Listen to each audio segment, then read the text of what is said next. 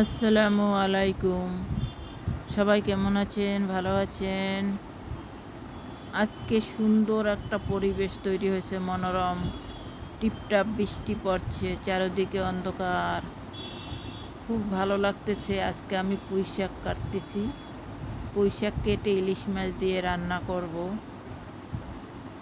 কার কার প্রিয় কমেন্টসে জানাবেন। আমি শাকগুলো আগে কেটে নিচ্ছি, তারপর মাছগুলো কেটে নিব।